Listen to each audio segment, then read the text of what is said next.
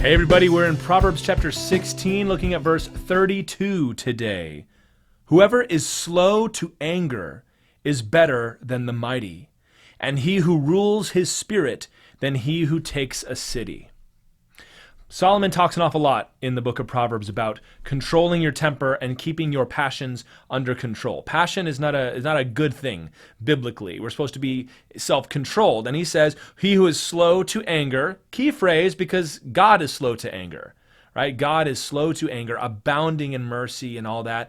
And he says to be that way is to be better than the mighty. Now remember, Solomon's writing to his son. Young men don't want to hear about being patient. They want to hear about warriors and taking cities, right? But he says if you rule your spirit, you're better than somebody who can rule over a city. And this is a very interesting thing for our time because I'm hearing more and more, mostly from one side of the political divide, but increasingly on the other one too, that rage is being valued as something that ought to be weaponized and used for our own purposes, and using this overwhelming emotion that we can't stop as something that justifies us in our cause, or something that will drive us to victory in our cause, to take the city, really. And so there's an interesting connection there. But what that does is, it's one thing to say, okay, we're angry, we've been pushed to the edge. That's kind of where that comes from, right? But I've seen what will happen is people will start to cultivate this attitude of anger and rage, and that the angrier you are, the more virtuous you are.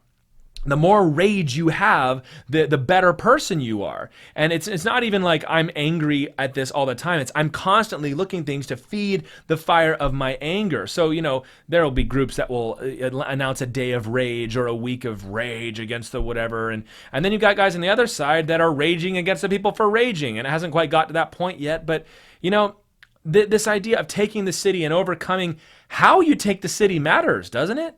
Now let's bring this down to our own human level here, or our own personal level, I should say. What you accomplish in rage is not going to last.